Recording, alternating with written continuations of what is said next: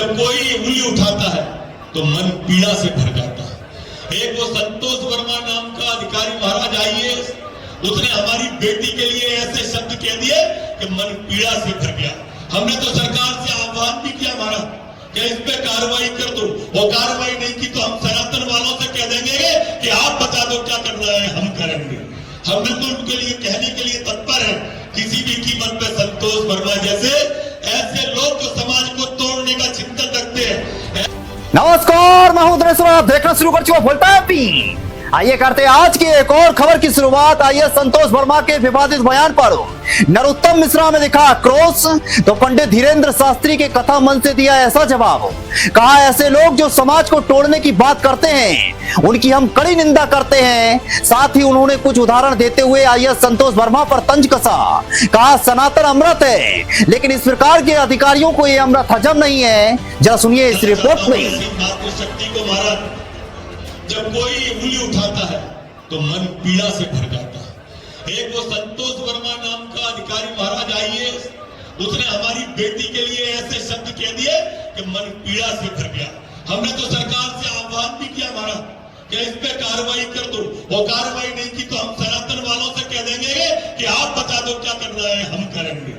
हम बिल्कुल उनके लिए कहने के लिए तत्पर है, किसी भी कीमत पे संतोष वर्मा जैसे ऐसे लोग जो समाज को तोड़ने का चिंतन रखते हैं, ऐसे लोग जो तोड़ने की बात करते हैं, उनकी हम निंदा करते हैं खुले मंच के साथ में।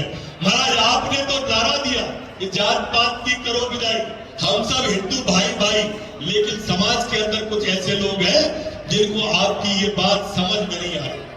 और मैं इसलिए आपकी मन से जब मैं नंदुरबार सरकार पर था तब भी मैंने वो वाली बात कही थी कि समाज के अंदर कई चीजें अमृत होती है, लेकिन अमृत होते हुए भी कुछ लोगों को हजम नहीं होता हुआ है।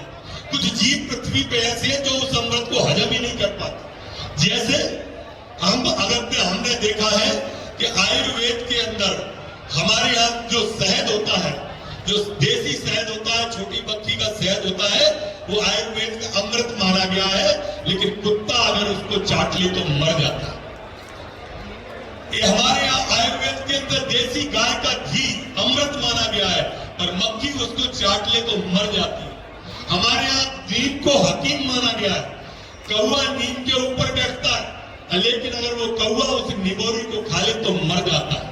हमारे यहाँ मिश्री को आयुर्वेद में देसी मिश्री को अमृत माना है, लेकिन गधा अगर उसको खा ले तो वो मर जाता है। तो ये चारों चीजें अमृत, लेकिन गधे को, कौवे को, कुत्ते को, मक्खी को हजम नहीं होती। ऐसे ही सनातन अमृत है, लेकिन इस तरह के अधिकारियों को ये अमृत भी हजम नहीं होता।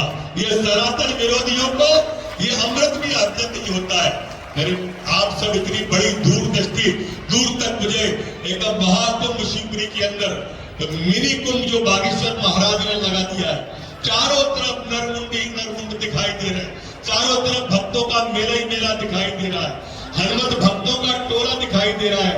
महाराज आप तो अद्भुत है, और जितनी आपकी तारीफ की जाए कम है। मेरे शब्द